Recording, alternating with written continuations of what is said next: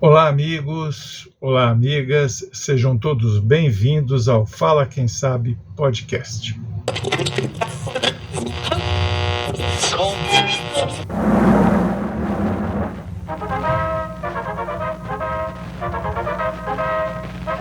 Prezado ouvinte, boa tarde. Aqui fala o repórter Esso, testemunho ocular da história, apresentando notícias da United Press. Reconhecem este som?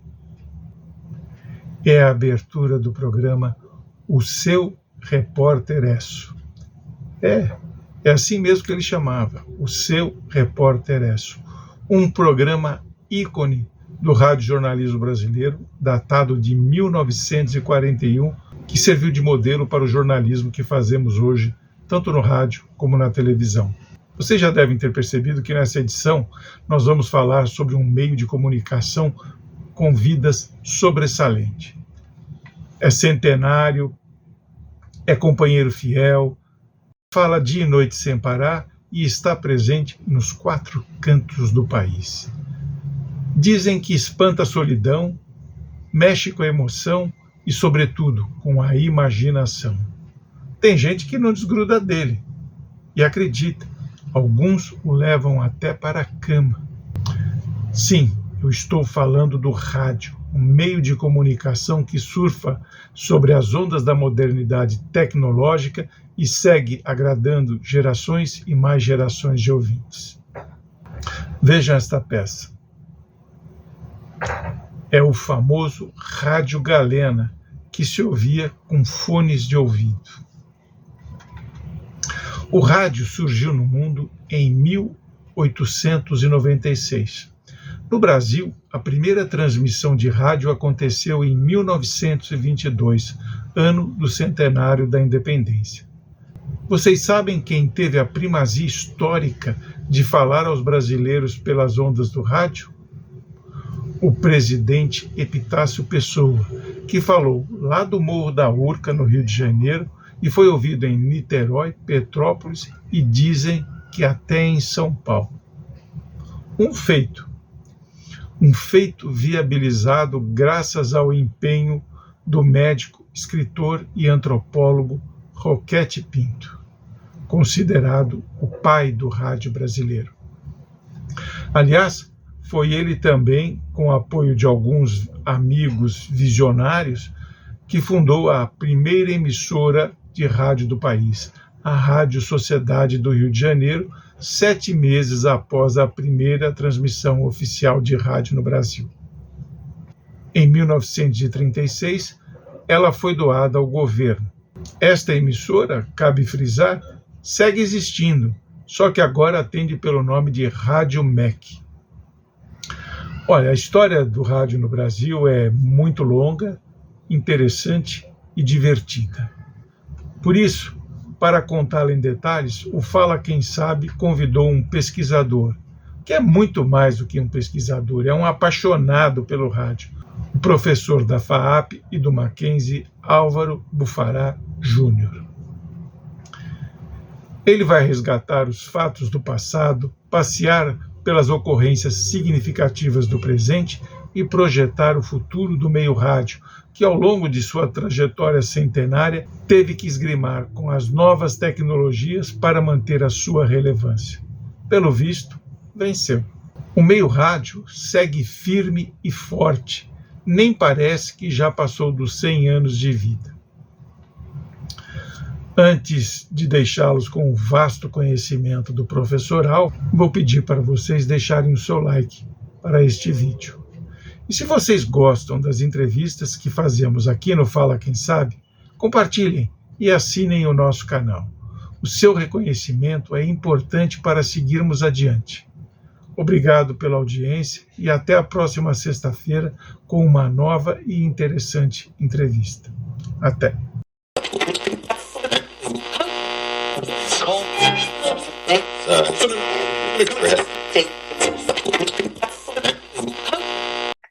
Hoje a gente tem a alegria de receber aqui o professor Álvaro. Ele é professor da FAAP, do Mackenzie, e é um estudioso do rádio, aliás, um apaixonado pelo rádio.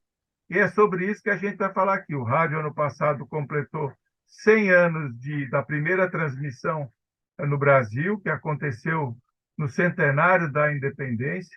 A primeira voz que os brasileiros ouviram pelo rádio foi do presidente Epitácio Pessoa, né, que falou lá do Morro do Corcovado, no Rio de Janeiro. De lá para cá, o rádio passou por uma série de transformações, mas ele continua vivo, né? O rádio, acho que dos meios de comunicação, é o Highlander. Concorda, professor?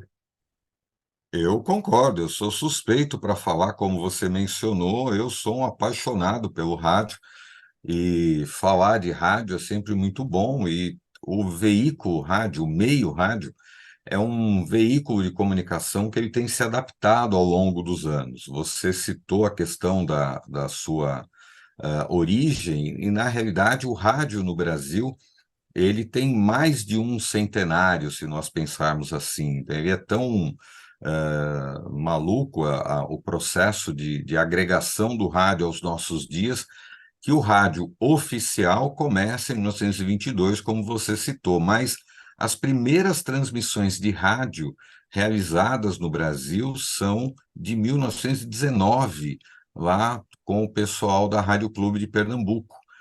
E nós temos registros sobre isso, temos feito aí todo um trabalho para fazer uma revisão histórica. E se nós checarmos um pouquinho mais para trás, ali no final do século XIX, um outro brasileiro ilustre, mas pouco conhecido da população, o padre Landel de Moura, foi o efetivo inventor do rádio, o cara que transmitiu pela primeira vez voz humana à distância. Então, esse rádio, né, que parece tão distante, tão velho, tão fora desse mundo digital que nós estamos falando hoje, ele foi o primeiro veículo de comunicação eletrônica a entrar na casa das pessoas e ainda persiste. Se não persiste por ondas, como nós estávamos acostumados, a minha geração e a sua, nós temos hoje o rádio através da internet, através do podcast, através de outros formatos em on-demand e em streaming, que possibilitam que esse meio de comunicação, como você mencionou, seja o Highlander dos demais meios, né? O Roquete Pinto, né, que era um médico, escritor, pesquisador, antropólogo, né? Ele é considerado o pai do rádio no Brasil, né? De onde vem o interesse do Roquete Pinto? Quer dizer, como é que ele se envolve com o rádio? Como é que se dá essa relação do Roquete Pinto com o rádio? O Roquete Pinto, ele era um cara da ciência, como você mencionou, ele era um médico, e ele, junto com um outro cientista da época, desenvolveram o projeto de rádio no Brasil. Na realidade, o meio rádio, né, os equipamentos já estavam em desenvolvimento nos Estados Unidos, e os americanos trazem para o Brasil um equipamento piloto para vender ao governo brasileiro, mas o governo não se interessa. E o Edgar Roquete Pinto e o Henrique Morise, que era o outro cientista que atuavam juntos, os dois acabam ficando com esses equipamentos e montando essa primeira rádio. Ambos porque faziam parte da Academia de Ciência do Rio de Janeiro. Então, e o Roquete depois tem um trabalho muito interessante, depois que ele monta a rádio, desenvolve a rádio, ele ainda tem uma biografia dele, tem histórias muito interessantes depois dele trabalhando num projeto de antropologia que vai trabalhar junto do Marechal Rondon. Então. E esse projeto do Roquete Pinto com a questão da ciência é uma curiosidade também do início do rádio brasileiro, porque o Roquete Pinto e o Henrique Morise olham o rádio como um grande possibilitador da educação à distância. Então, antes de que nós falássemos aí em educação à distância, em EAD, antes de passarmos por esse processo todo com a pandemia, de termos de nos adaptar a ter aulas à distância, o Roquete Pinto já falava sobre isso lá nos anos 20, nos anos 30, da importância de usar o rádio como um veículo de comunicação mais barato, para que pudesse chegar às distâncias tão grandes que nós temos no Brasil e pudesse educar e até alfabetizar, em alguns casos, as populações mais distantes aí dos grandes centros, né?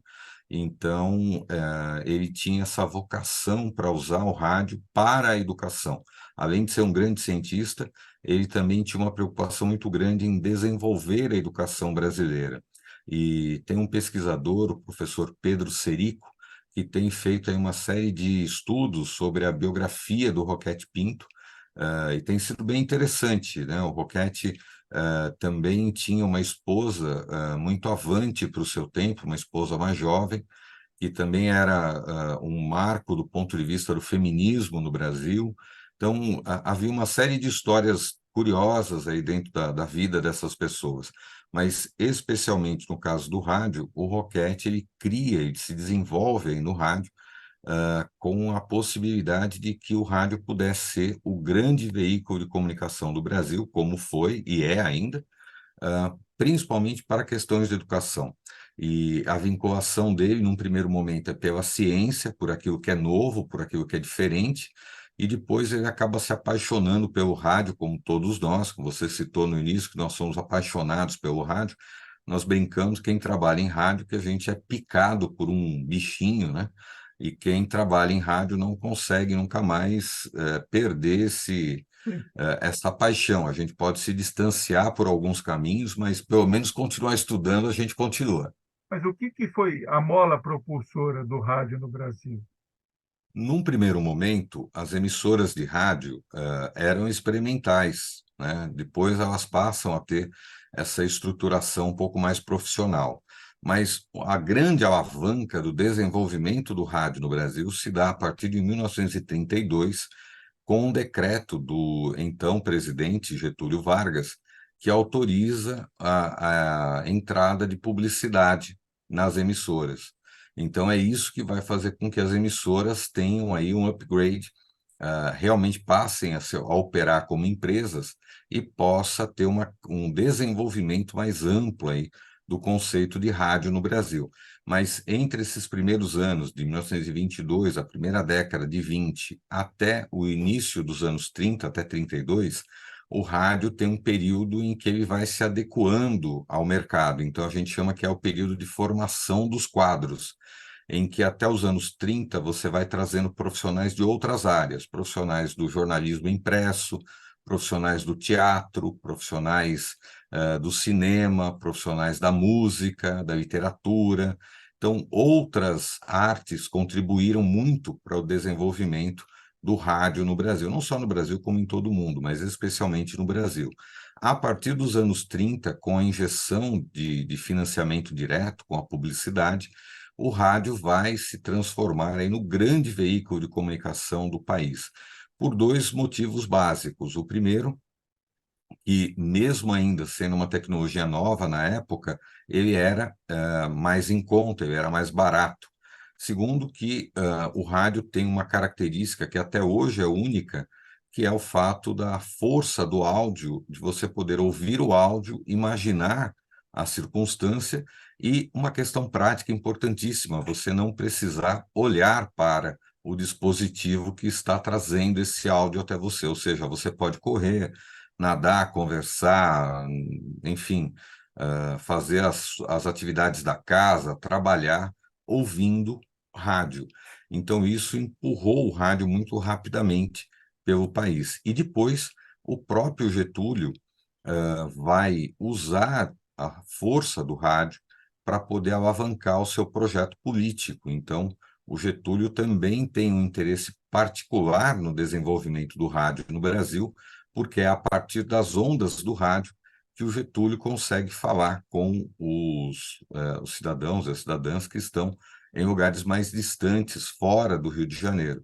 Então, é por isso que o rádio aí vai ser um veículo de comunicação tão forte, chegando à guerra, tendo aí uma participação específica e muito importante no dia a dia do brasileiro, também no período da guerra. Correspondentes de guerra da Primeira Guerra Mundial, eles já usavam o rádio. Na Primeira Guerra, você já tinha serviços de rádio ponto a ponto, né, que eram usados em campo pelos soldados. Na Segunda Guerra, o rádio já era usado como veículo de comunicação de grande porte, de tal forma que você tinha Por exemplo, a BBC já transmitia a partir do início dos anos 40. A guerra começa em 39, a BBC já começa a transmitir um pouquinho depois, e a BBC, por exemplo, transmitia em vários idiomas, inclusive em português para o Brasil, para que as pessoas pudessem ficar atualizadas. E depois começa-se uma grande briga ideológica usando as ondas do rádio, porque os alemães também passam a desenvolver um serviço de comunicação de rádio com a Deutsche Welle, onde eles transmitiam também vários idiomas, e em italiano, em francês, para tentar manipular a audiência ali das pessoas que estavam acompanhando. Há um livro sobre a guerra, sobre os correspondentes de guerra, um deles específico sobre o correspondente brasileiro acompanhando os pracinhas na Itália. Tem um trecho em que ele conta que os pracinhas estavam lá no inverno terrível, né? Dentro das trincheiras, e eles ouviam rádio ondas curtas em que os alemães transmitiam em português, dizendo assim: poxa, você que está aí nesse frio, tá, você não gostaria de estar em casa, no Brasil, naquele calor, junto da sua família? Então, se entregue que nós garantiremos que você voltará para o seu país em são e salvo. Na realidade, era mais uma propaganda dos alemães para tentar tirar os brasileiros ali das trincheiras, o que não ocorreu, e os brasileiros lutaram bravamente, ganhando ali aquela região da Itália, né, de Monte Castelo, por exemplo. Mas o rádio foi extremamente importante nesse período de guerra e também no pós-guerra, né? O rádio, naquele momento dos anos 40, a BBC transmitia em vários idiomas, a Deutsche Welle transmitia em vários idiomas, e várias emissoras passaram a ter serviços internacionais que vieram até os anos 90. Mais recentemente, nós ainda temos alguns desses serviços operacionais, inclusive em português, como a Voz da América nos Estados Unidos, transmitida a partir de Washington, ainda tem um departamento em português, só português de Portugal. Nós temos ainda a Deutsche Welle, que transmite em português, inclusive virou uma agência de notícias fortes sobre a cobertura europeia. A Nederland holandesa também transmite ainda, tem um serviço em português. E, na mesma linha, a NHK japonês e a Rádio Nacional da China também têm programas em português ainda hoje. O diferencial é que não é mais em ondas curtas, mas sim montado em formato de programas em podcasts e transmissões pela internet. Qual foi o período áureo do rádio brasileiro? Nós vamos ter o período áureo no finalzinho, final dos anos 30 até os anos 50. Nós vamos ter nesse período, por exemplo, o momento em que a Nacional é o grande veículo de comunicação do país, a emissora, a Rádio Nacional do Rio de Janeiro, chegando a ter 14 orquestras completas, contratadas como casting, para trabalhar dentro da estrutura, produzindo as músicas e tocando as trilhas ao vivo da sua programação. O rádio tinha grandes nomes da música brasileira, eram contratados das emissoras, e grandes músicos, né? Por exemplo, no caso da Nacional, o Radamés Inhata, ele era o grande maestro, produtor. No caso da Mairinque Veiga, se não me engano, era o Pixinguinha. Então, nós tínhamos grandes autores, grandes nomes da música brasileira envolvidos aí nas programações radiofônicas. E nos anos 50, aí o rádio começa a perder força porque chega a sua prima irmã, a TV, e aí há todo um movimento também em torno da TV, mas o rádio ele não morre, né? Nesse momento em que a TV chega, foi um dos primeiros momentos em que se diz aí, então, da morte do rádio. E o rádio nunca morre, pelo contrário, ele se readequa. Há alguns estudos feitos por vários profissionais da área de pesquisa que mostram que toda vez que um novo veículo de comunicação chega, ele gera uma readequação do mercado, das audiências, e foi o que aconteceu com o rádio, com a chegada da TV, e depois com a chegada da internet, de outros meios, né? Nós sempre olhamos, né, dizendo assim: agora o rádio vai morrer, agora o rádio vai morrer, agora o rádio vai morrer, e ao contrário, como nós abrimos falando hoje, o rádio talvez seja o veículo que melhor tenha se adequado a essas mudanças todas ao longo dos anos. por quais mudanças o rádio passou para ser competitivo à televisão? Nós temos aí nesse primeiro momento, como a TV acaba levando a questão forte do entretenimento para dentro da casa, o rádio começa a focar também na questão da cobertura esportiva, da cobertura de serviços, do imediatismo do dia a dia. O rádio já era um veículo muito forte para o jornalismo.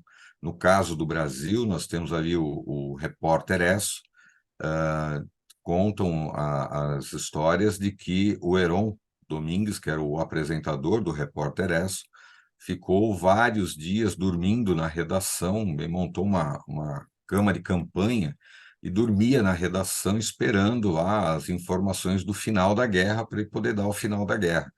E aquilo ficou num processo que não ia nem para frente nem para trás. O editor chamou ele e falou: Heron, vai para casa, toma um banho, come alguma coisa, descansa e volta. O texto está parado há tantos dias aí.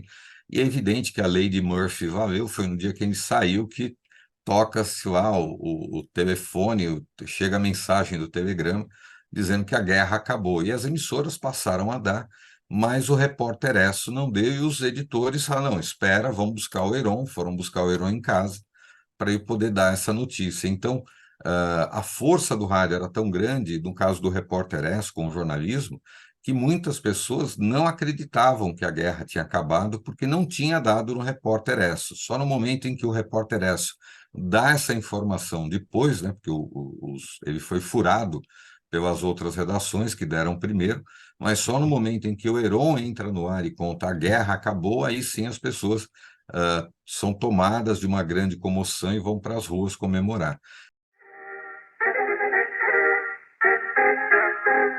Amigo ouvinte, aqui fala o Repórter Esso, testemunho ocular da história. A Rádio de Hamburgo acaba de anunciar: o Führer morreu. Terminou a guerra, terminou a guerra, terminou a guerra. Então, olha a força do rádio. Nesse processo, o rádio chega ali nos anos 50 com esta vocação, mas ele vai perdendo a vocação do entretenimento para toda a família. E aí nós vamos ter as informações do dia a dia, a cobertura mais quente dos acontecimentos, a cobertura dos esportes e um pouco desse entretenimento que ainda se mantém. No final dos anos 60 para os anos 70, o rádio vai ter uma nova transformação, porque ele começa a perder mais um perfil da audiência agora para a TV a cores, né? Porque chega nos anos 70 a TV a cores, e aí o rádio se volta 100% para a questão dos serviços. Então é o acompanhamento do dia a dia das pessoas, o que está acontecendo no seu bairro, o buraco da esquina, a falta de médico no posto, e vai trabalhar em cima do que a gente chama de um tripé, né, de música, esportes e notícia. É esse contexto que vai levar o rádio até os anos 80, em que o rádio aí começa o processo de, não vou dizer digitalização, mas de grande formação das redes, das cadeias, com as chegadas dos primeiros satélites, né, das transmissões de satélite no Brasil, e aí você vai ter as formações das grandes estruturas de rede. Nos anos 90, com a chegada da internet, o rádio toma um novo tranco, e aí se volta agora para a questão das coberturas, dos processos jornalísticos mais aprofundados, com as criações das emissoras 24 horas de notícia.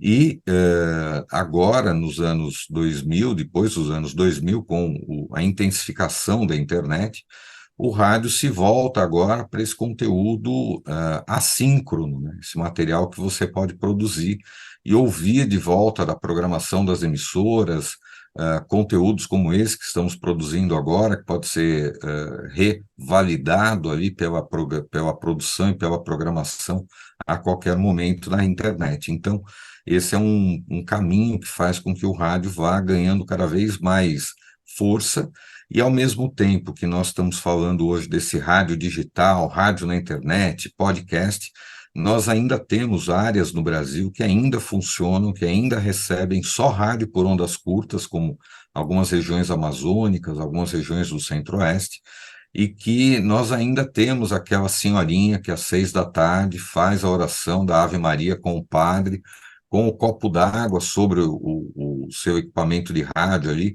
e depois bebe aquela água acreditando que aquilo é um elixir que vai torná-la mais jovem, mais forte, para que possa enfrentar o seu dia a dia.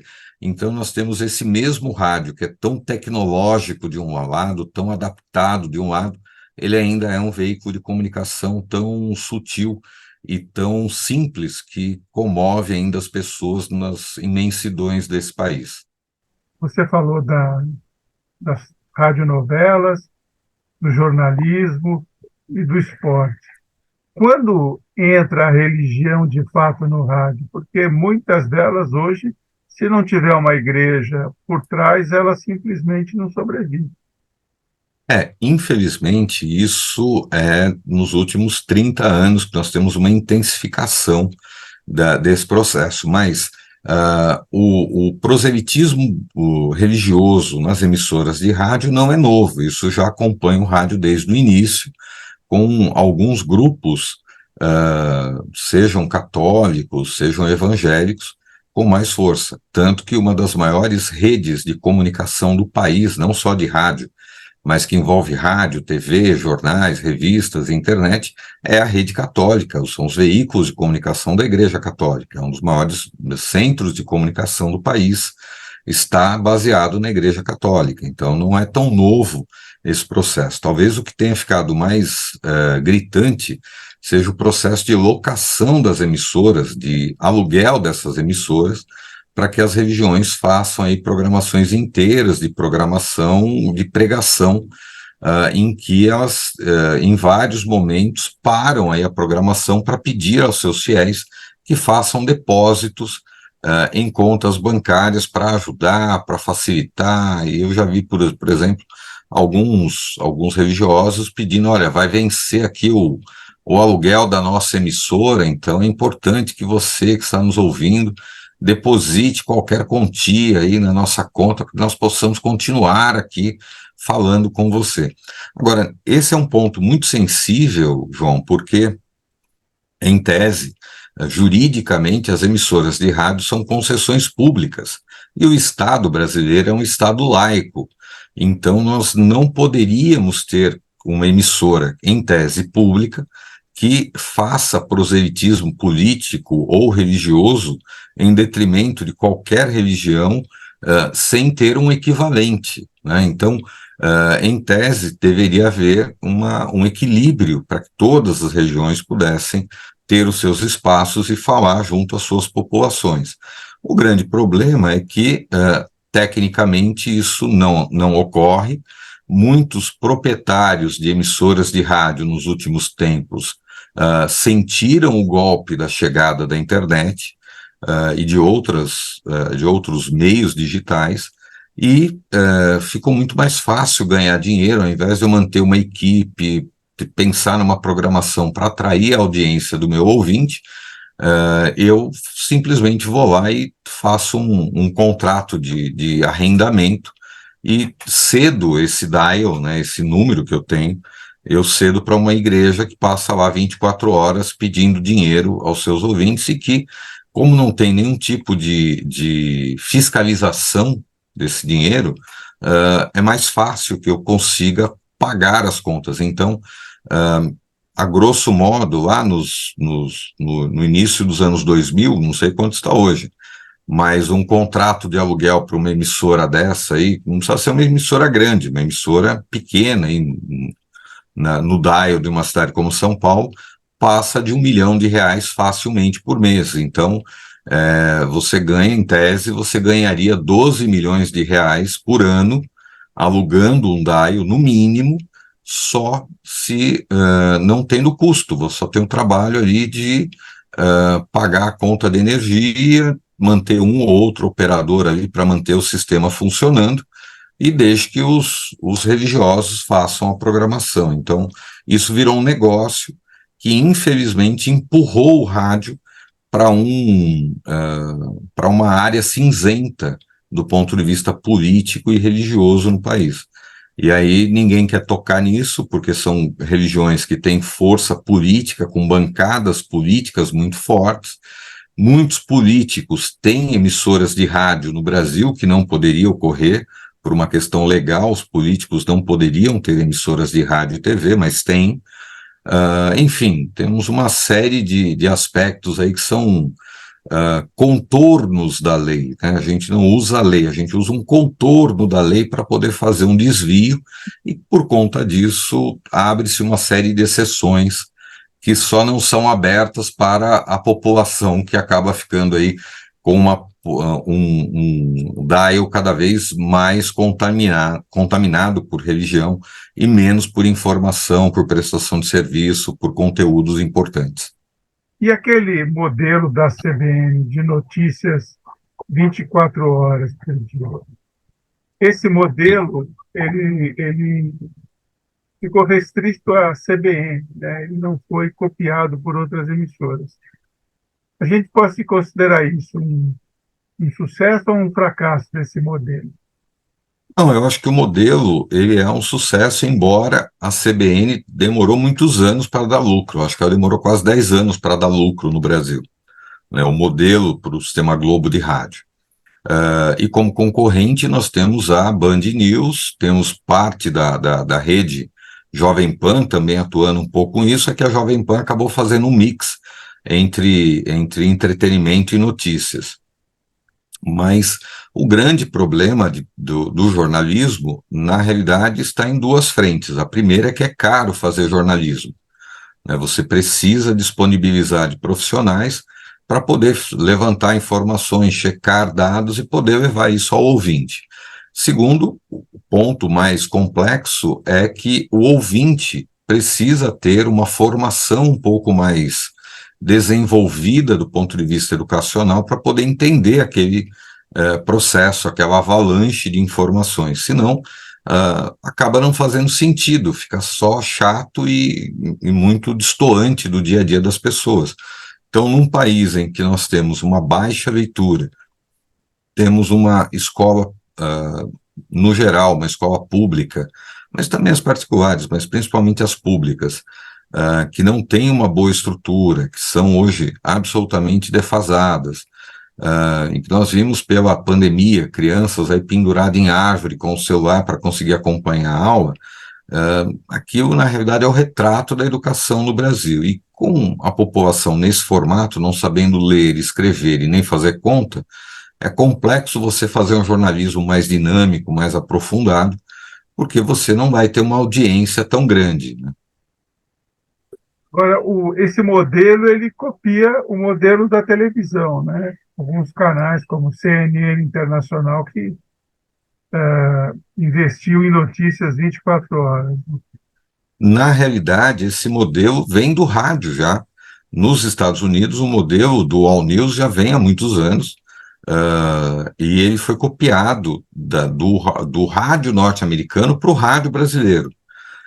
E há também uma discussão aí entre ser All News e Hard News, né? No final das contas, tudo é notícia 24 horas. A diferença é que um modelo é um pouco mais talk, mais falado, e o outro tem um modelo um pouco mais sincopado, como nós falaríamos ali, num ciclo de informações com módulos mais de 20 em 20, de 30 em 30 minutos. Mas, de uma forma geral, é um modelo que o mercado norte-americano aceita bem. O rádio nos Estados Unidos tem um fôlego muito grande, mesmo diante dos formatos digitais. A última NAB, né, a última grande feira de tecnologia, de tecnologia de rádio e TV nos Estados Unidos, que é a NAB, ela demonstra um fôlego muito grande do rádio. Não só nas produções, nas transmissões, mas num rádio que tem hoje uma transmissão digital para dentro dos carros, com qualidade, com distância, com competência de conteúdo, que faz com que o jovem continue ouvindo rádio. Acho que talvez no Brasil nossa grande dificuldade seja trazer esse rádio para um público mais jovem, que cresceu ouvindo pouco rádio, e hoje é um público que confunde o rádio por ondas com um rádio que não é rádio, muitas vezes, que é um serviço de streaming, um programa, um podcast, um conteúdo não contínuo. Então, acho que o grande problema que nós temos daqui para frente, seja para o jornalismo, para o entretenimento, é trazer esse jovem por outros caminhos para voltar a consumir rádio, principalmente nos grandes centros. Nós ouvimos rádio ainda no Brasil, muito, mas nos grandes centros nós ouvimos para entretenimento, para trânsito. Nós ainda não temos um vínculo tão forte com as gerações mais novas como as gerações mais velhas tinham com rádio, né? Todos nós acordávamos ouvindo rádio e íamos dormir ouvindo rádio, mesmo tendo a TV. Nós somos de uma geração que tínhamos o radinho com fone, né? Então nós adorávamos ir para a cama ouvindo ali as nossas músicas preferidas, que não é diferente do que os jovens fazem hoje. A diferença é que naquela época nós só tínhamos os serviços das emissoras abertas. Então, nós tínhamos ali, desde os anos 70, a briga da difusora com a Excelsior, a máquina do som, depois a Rádio Cidade, depois a Mix e outras emissoras, por exemplo, no caso de São Paulo, nós estamos usando como referência, a JB do Rio, né, a Rádio Cidade do Rio. Nós temos um histórico de grandes emissoras brasileiras fazendo um serviço competentíssimo, e que, infelizmente, foi perdido, um pouco perdido, porque nós perdemos uma geração no meio do caminho, né? Nós não fomos competentes ao ponto de repassarmos o nosso prazer, o nosso hábito de ouvir rádio para os nossos filhos e netos. Então, particularmente, acabamos interrompendo esse ciclo. Agora, me fala uma coisa, professor. Qual é a diferença de AM e FM? O AM é um formato baseado na amplitude modulada, por isso AM. É um formato de onda em que a onda ela vai mais longe, porém ela tem uma deterioração do sinal um pouco maior, e ela também tem um problema de rebater em estruturas físicas. Então, o AM, por exemplo, ele não tem uma boa captação, pelo menos de uma forma geral, se você está em trânsito. O FM é a frequência modulada, onde eu tenho uma onda portadora, ela é mais curta, ela chega melhor, porém com um sinal melhor numa área menor do que o AM. Então, nós temos algumas emissoras AM, né, que agora está até em fase de transição para o digital também. Nós temos emissoras em AM, que de São Paulo eram ouvidas em Minas e vice-versa, né? E nós tínhamos emissoras FM, normalmente cobrem uma área metropolitana. Muitas vezes nós temos emissoras em São Paulo, por exemplo, que não consegue dar conta de cobrir toda a região metropolitana com seus mais de 33 municípios, né? Então a diferença está aí nesse formato e na qualidade. E, mais recentemente, nós temos aí uma série de estudos sobre o rádio digital, que é transformar a portadora, a onda portadora, de analógica para digital. Testamos alguns desses formatos, mas ainda não chegamos a um perfil ideal para atuar no Brasil. Nós ainda não definimos no Brasil o formato de rádio digital, porque nós temos 4 modelos no total no mundo. Nós já discutimos isso muitas vezes, testamos alguns, uns melhores para o AM, uns melhores para o FM, mas ainda não chegamos a um acordo com relação à questão da transmissão digital no Brasil. Porém, desculpe, nós temos uma necessidade de liberar a faixa do AM para poder usar em outras estruturas. Nós temos condições hoje de usar em outras estruturas o rádio AM, que está sendo convertido num FM estendido. O que é isso? Nós usávamos o FM a partir dos 88 kHz, mega baixo em 77 kHz. Então, em função dessa extensão do FM para baixo do dial convencional, nós estamos trazendo uma série de emissoras AM para essa estrutura do que a gente chama de FM estendido. E isso vai nos ajudar a trazer essas emissoras para uma estrutura melhor de áudio, de transmissão, possibilitando que os ouvintes tenham uma melhor possibilidade de ouvir essas emissoras, liberando então toda uma área do AM, de frequências do AM, para que elas sejam usadas para outras funções, inclusive elas rebatem ali um pouquinho na transmissão do celular de alta geração. Então nós temos hoje alguns processos em andamento que vão aí levando o rádio adiante novamente. O modelo de negócio do rádio no Brasil precisa ser revisto. Nós estamos falando sobre modelos. O problema é que esse modelo de grandes audiências não são mais viáveis para qualquer veículo, né? Se nós olharmos a TV Globo com as novelas, ela é um marco desse processo, né? Nós não temos mais aquelas novelas que dão 80 pontos de audiência no Brasil e tal, aquela coisa de você ter quase 80% da população olhando o mesmo canal, né? Como, sei lá, o final de Rock Santeiro, né? Uma das novelas icônicas que mobilizou uma quantidade absurda de audiência.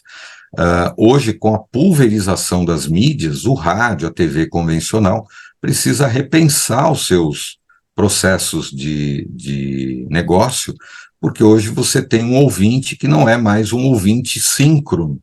Então eu tenho um ouvinte que pode entrar lá na CBN, na Jovem Pan, na Mix, e pegar um trecho da programação que ele gosta de ouvir, mas hoje especificamente ele não ouviu diretamente, ele quer ouvir mais tarde, ele quer ouvir um trecho do jornal da CBN com o comentário do Mário Sérgio Cortella, ele quer ouvir no final do dia, que é o tempo que ele tem. Então, nós temos que pensar essa nova estrutura do rádio, que ele não é mais síncrono, ele não depende mais de um ouvinte ouvindo a emissora 100% naquele instante.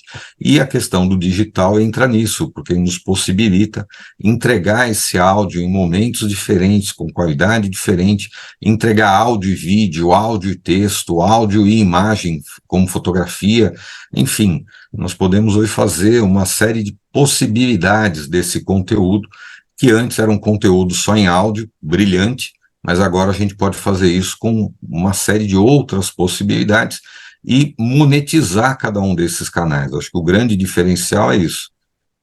Professor, eu queria que você falasse um pouquinho de dois modelos de rádio, a rádio comunitária e a rádio pirata. A rádio pirata, na realidade, é um conceito que surgiu na Europa nos anos 60, com uma transmissão de um cidadão que transmitia de um barco para a Europa, ele transmitia em águas internacionais, e como ele transmitia de um barco, tentando aí questionar a estrutura, o status quo do capitalismo, ele criticava a questão da estrutura capitalista da época, com um certo discurso de esquerda, um discurso de análise progressista para a esquerda. Ele foi denominado, então, de rádio pirata, né, porque era uma rádio não autorizada, que estava fora aí da competência legal, porque ele estava em água internacional, ele não podia ser pego ali necessariamente. Mas que onda que ele utilizava? Ele usava, se eu não me engano, o AM ou o FM, ele não estava tão longe da costa assim, mas o fato é que ele transmitia para a costa da Europa, na Europa, principalmente em Londres, e aí chamou-se isso de rádio pirata.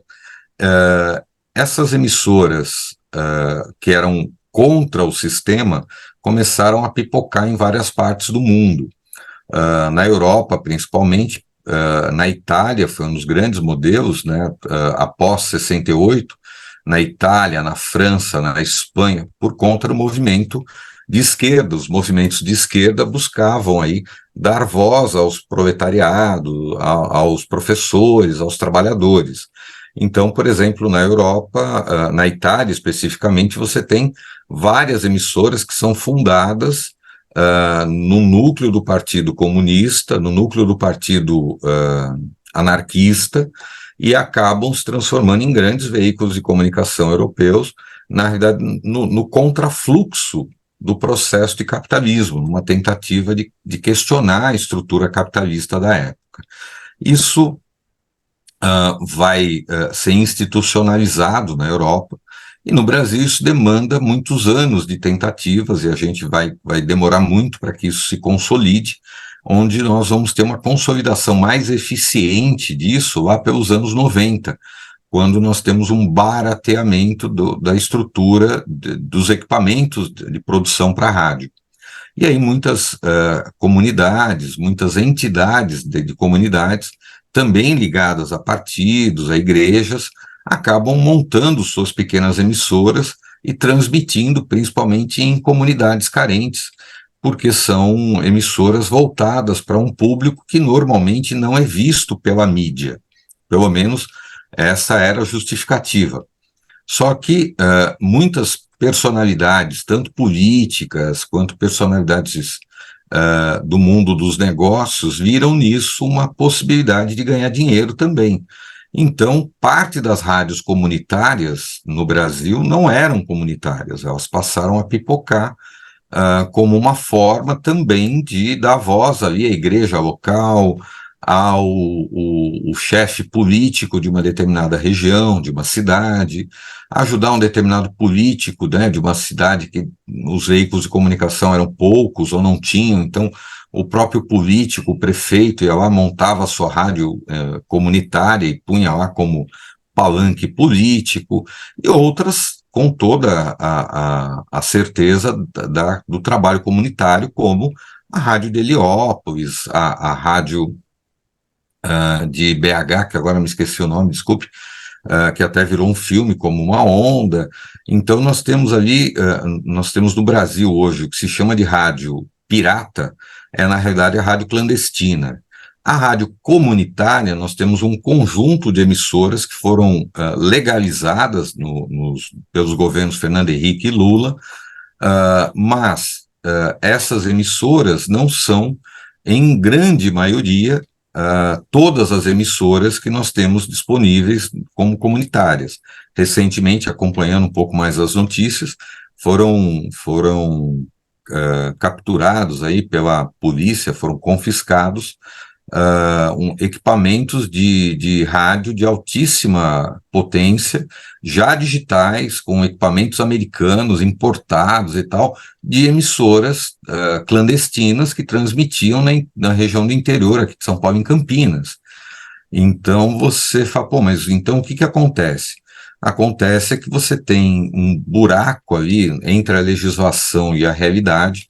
Então nós temos uma legalização que, em vez de ajudar as comunidades, acabou transformando isso num problema, porque a legislação que foi feita nos anos 90 diz o seguinte, que a rádio comunitária só pode ter uma área de atuação que chega a 1 quilômetro do transmissor, então ela tem baixa potência.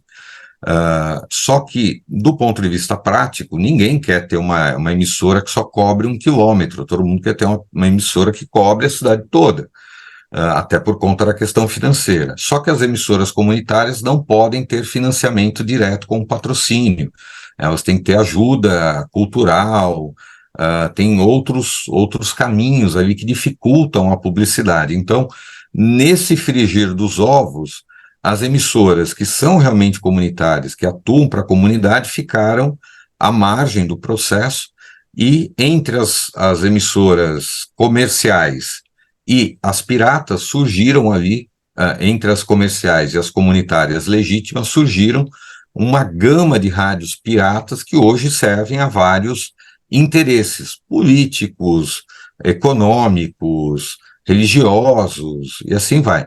Tem um estudo de uma pesquisadora chamada Márcia Vidal, ela fez, se não me engano, doutorado dela sobre isso, mostrando que em anos eleitorais, principalmente anos eleitorais para prefeituras, né, onde você tem o cargo para eleição de prefeito, nós chegamos a ter mais de 10 mil emissoras comunitárias piratas desenvolvidas, abertas, para servir de braço político de guarnições aí de partidos em várias partes do país. E se nós olharmos emissoras legalmente instaladas no Brasil, entre comerciais, comunitárias, educativas, nós temos 5 mil.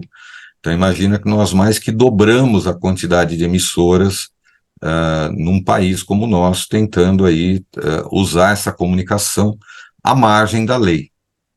E como é que se encaixa nesse processo a web rádio? A web rádio, aí é uma outra questão. Por quê? Na web, eu não tenho uma legislação que me impede de ter uma emissora.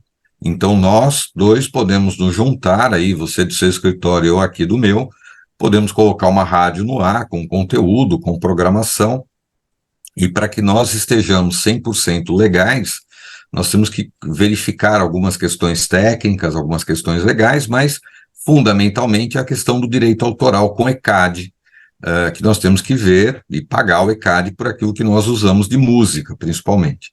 Agora, fora isso, não há uma legislação que impeça qualquer um de colocar uma emissora na rede. Então, muitas emissoras do interior do país passaram a operar na rede também, que é uma forma de ganhar mais possibilidades de trazer o ouvinte para perto, e uma série de outras emissoras que não existiam em ondas passaram a ser produzidas e passaram a existir em formato online. Inclusive, tem emissoras com grande potencial comercial que funcionam em públicos específicos, sendo feitas especificamente para a rede. Elas não existem no dial. Você só vai ouvi-las em formato online. Então, você tem as emissoras 100% online, as web rádios 100% online, e aquelas que são emissoras convencionais, que existem no dial, e que também replicam parte da programação na estrutura da web. Então, nós temos esses dois modelos básicos aí, mas como não há uma legislação que impeça, nós temos rádios comunitárias, rádios religiosas, rádios específicas de movimentos políticos, rádios de movimentos trabalhadores, sindicais, enfim, entidades, marcas que têm as próprias emissoras, né?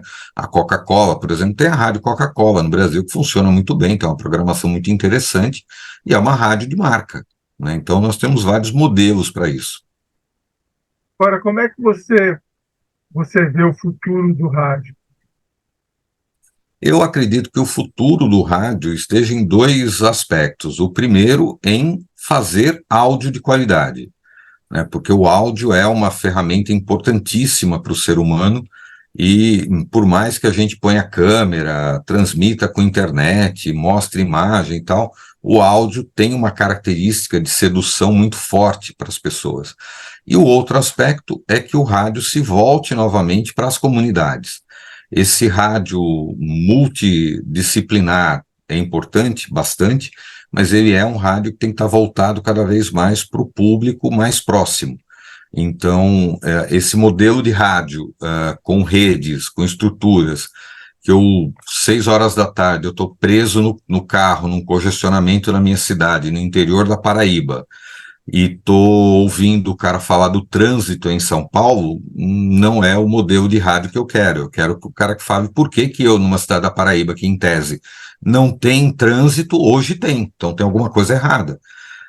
Por que o meu prefeito está investindo X e Y em educação, mais ou menos do que deveria? Então, esse processo de aproximação da comunidade com o seu dia a dia, o rádio é o grande veículo de comunicação para fazer isso.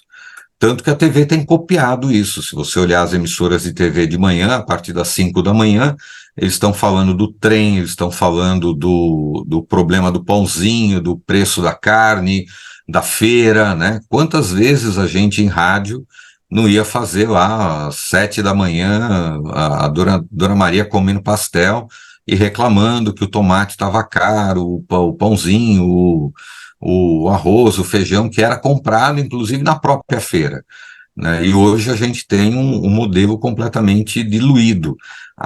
Mas a gente tem que levar em consideração que esse rádio não é rádio mais para ser feito para grandes populações, né, para uma massa de pessoas, mas sim cada vez mais voltados para nichos, para comunidades, para perfis mais específicos. Esse rádio genérico que toca 5 tipos de música diferentes, que dá notícia de um monte de coisa que não tem nada a ver com o meu dia, esse vai ter cada vez mais dificuldade em sobreviver. Para a gente finalizar, professor, O rádio hoje, ele é interativo? O rádio sempre foi interativo, João. Olha que coisa curiosa, né? Quando a gente começou a falar em interação nos anos 90, olha que coisa, como a gente é velho, né? Eu me lembro que eu já era estudante de comunicação, estava saindo da faculdade, e a gente estava com essa coisa da implementação da internet, do digital, dos computadores na redação e tal, e todo mundo dizia assim, nossa, a interação, e todo mundo pensava assim, nossa, a TV interativa vai ser muito legal, porque a gente pensava na TV com o que a gente está fazendo na internet, com o computador hoje, nos consoles, né?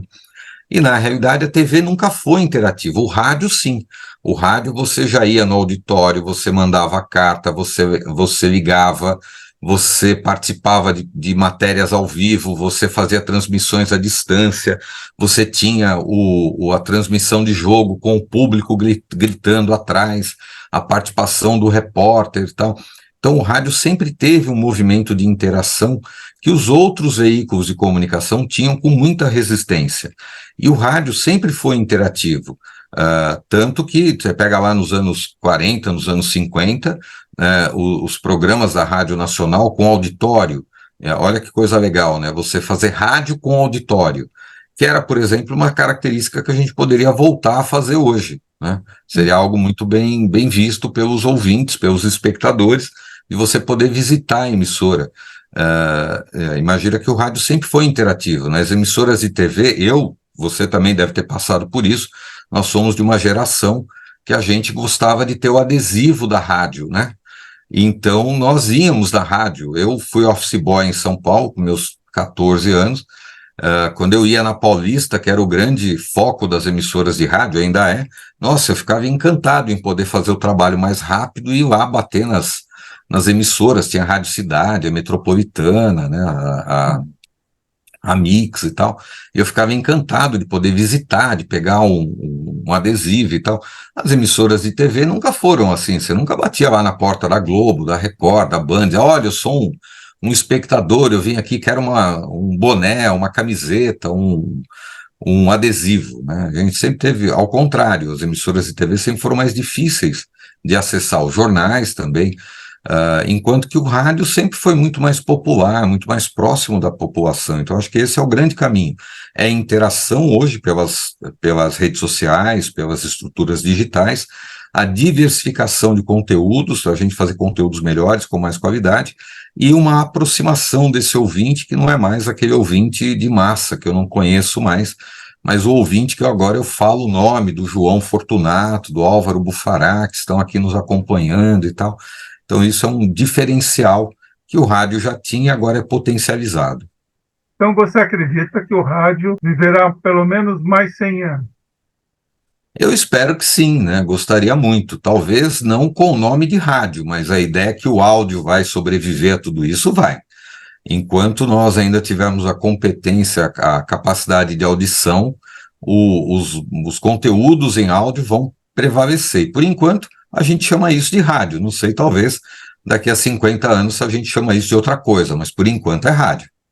Professor, olha, foi muito legal, sabe, a gente falar sobre a história do rádio, que muita gente não conhece, e também projetar um pouco o futuro desse rádio, né, que ainda é um veículo que é bastante consumido em todo o Brasil, com certeza, né? Tem gente que ainda não troca o rádio pelo menos durante o dia, por outro veículo qualquer, né? Obrigado pela sua participação, foi muito legal.